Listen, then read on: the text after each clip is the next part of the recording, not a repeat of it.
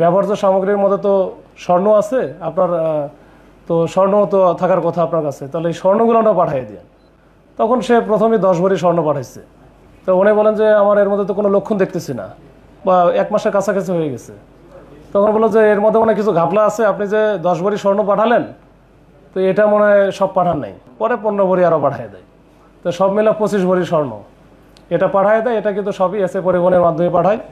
আসলে ঘটনাটা একটু পুরনো, 2024 সালের জানুয়ারি মাসের দিকে, জানুয়ারি মাসে ঘটনা, যেটা নিউ মার্কেট থানাধীন একজন মহিলা আফরোজা হোসেন। তো ওনার বাচ্চা হয় না, বা বাচ্চা নেওয়ার জন্য অনেক চেষ্টা করেছেন বিভিন্নভাবে।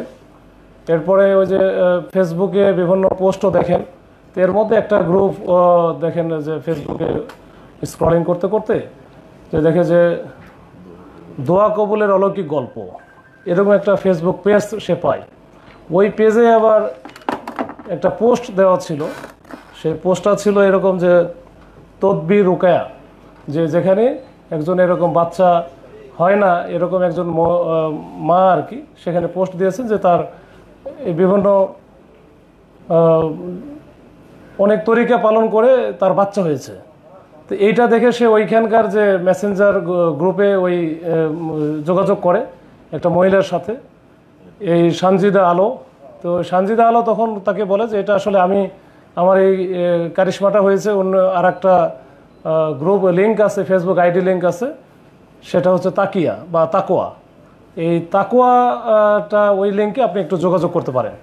তখন তাকে রেফার করে দিল তাকোয়াতে। এটা কিন্তু জানুয়ারি মাসের ঘটনা, 15 তারিখ বা 16 তারিখ 15 তারিখের ঘটনা। তো এরপরে তাকোয়াতে সে যোগাযোগ করে ওইখানে একটা মহিলার সাথে তার সাথে যোগাযোগ হয়, এবং যোগাযোগ হওয়ার পরে সে মহিলা বলে হ্যাঁ আমরা মোটামুটি এই ধরনের কার্যক্রম আমরা ইতিপূর্বে অনেক করেছি, এবং আমাদের কাছে মুশকিল যত আছে এটা আহসান হয়েছে, তো আপনি এটা এদিকে আসতে পারেন। তো এখানে আমরা যেভাবে বলবো সেভাবে কাজ করলে এটা কিন্তু কাউকে বলা যাবে না বা শেয়ার করা যাবে না। তো বলে যে কীভাবে করব, তো বললো যে আপনার ব্যবহার্য যে সামগ্রীগুলো আছে, জিনিসপত্র আছে, মনে করেন আপনি তেল ব্যবহার করেন বা সাবান ব্যবহার করেন, বা আপনার হচ্ছে যে পরনের কাপড় চোপড়, এগুলো হচ্ছে আমাদের কাছে পাঠাইতে হবে।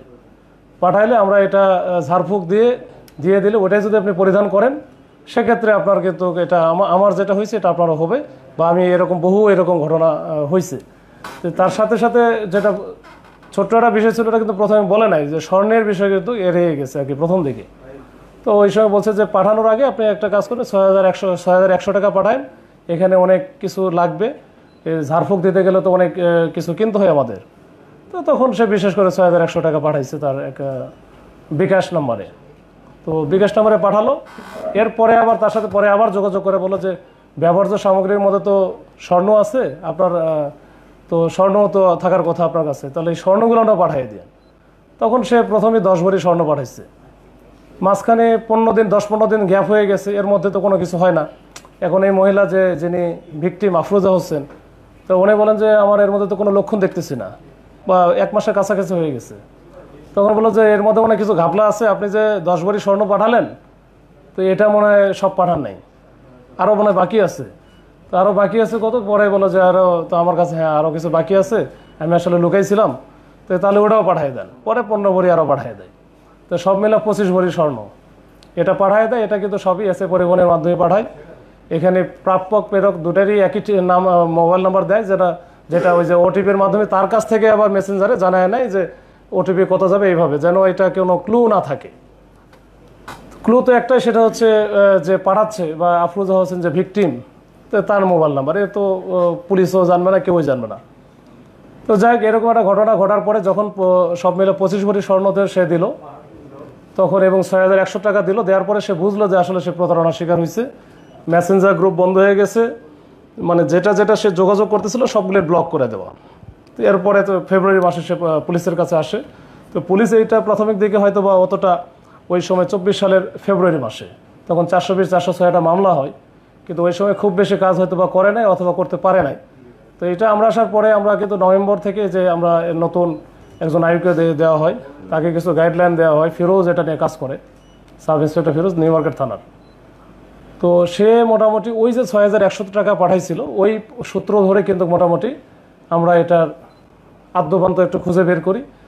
সে কোন পেজ চালায়, কী করে না করে, এগুলো আমরা সব মোটামুটি আস্তে আস্তে বের করি। বের করার পরে এটা একটু দেরি হয়ে গেছে গতকাল রাত্রে আমরা কিন্তু এই যে ওই সূত্র ধরে প্রথমে সাভারে আশিফুর রহমান নামে একজন আছে, তো ওনার ওখানে যাই এবং ওনাকে ধরার পরে সে স্বীকার করে, পরে বলে যে এই স্বর্ণগুলো বা এই জিনিসগুলো যারা যে করে মূলত ওই যে পেজ যেটা চালাইছে যে দোয়া কবুলের অলৌকিক গল্প, এইটার যে অ্যাডমিন সানজিদা আলো, এই সানজিদা আলো আসলে ওটা ফেক নাম, এটা তার আসল নাম হচ্ছে অনামিকা।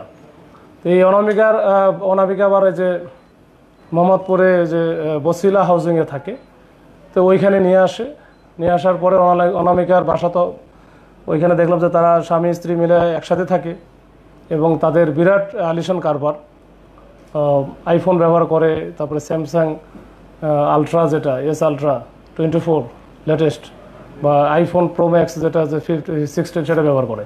তো যাই হোক, তো কোনো চাকরি বাকরি কিছুই নাই, তার সুন্দর সংসার চলতেছে। তো তার কাছ থেকে মোটামুটি আমরা সব মিলে 85 ভরি স্বর্ণ পাই, আর 26 ভরির মতো থাকে পাওয়া যায় হচ্ছে ওই যে বালা, যেটা কপারযুক্ত বালা, আর অন্যান্য। এই বলতে পারেন যে 25 ভরি দিলাম, আবার এখানে আবার অলৌকিক কোনো কিছু ঘটলো নাকি যে 85 হইলো কেমনি। আসলে এটা সে বিভিন্নভাবে আরও এরকম বহু প্রতারণার মাধ্যমে এগুলো অর্জন করেছে। তো এটা ব্রিফিং করার আসলে উদ্দেশ্য হচ্ছে আমরা যে বিপুল পরিমাণে যে এই যে স্বর্ণালঙ্কার যে আমরা উদ্ধার করলাম, বা এর সাথে টাকা পয়সা, নগদ টাকা 3.5 লাখ টাকার মতো ছিল। তো এই সব মিলে এইটার উদ্দেশ্য হচ্ছে এই যে আমরা বিভিন্নভাবে অনলাইনের যে ফেক পেজের মাধ্যমে, গ্রুপের মাধ্যমে বা আইডির মাধ্যমে আমরা প্রতারণার শিকার হচ্ছি, এইটা আসলে একটু সচেতন হওয়া সবার দরকার। সচেতন না হলে এভাবে কিন্তু হতেই থাকবো। আর 2 নম্বর হচ্ছে যে আমরা যখন এটা করতে কোনো কিছু একটা সিদ্ধান্ত নেওয়ার আগে যদি পরিবারের সবার সাথে একটু আলোচনা করে সিদ্ধান্ত, এরকম বড় বড় সিদ্ধান্তের ক্ষেত্রে একটু ওই যেটা এই মামলার যে ভিকটিম আফরোজা হোসেন, উনি যদি তার স্বামীকেও বলতো তাহলে কিন্তু এই ঘটনা মনে হয় হতো না। তো এরকম আসলে এটা এই সচেতনতা বাড়ানো দরকার। এই জিনের বাদশা বা অমুক বাদশা তমুক বাদশা, এই বাদশাগুলোনের ব্যাপারে আমাদের একটু সচেতন হতে হবে, আমাদের একটু সবাইকে সচেতন হতে হবে। না হলে কিন্তু যে আমরা যারা বিশেষ করে নারী জাতি যারা আছেন, ওনারা হয়তো বা যে বাচ্চা যাদের হচ্ছে না তারা কিন্তু ডিপ্রেশনে থাকেন, তারা বিভিন্নভাবে মনে করে যে আমাদের বাচ্চা যেভাবে হোক হইতে হবে, বা এই বিষয়গুলো এটা কিন্তু এই সচেতনতা বাড়াতে হবে, না হলে আমাদের কিন্তু আস্তে আস্তে আরও আমরা প্রতারণার শিকার হব।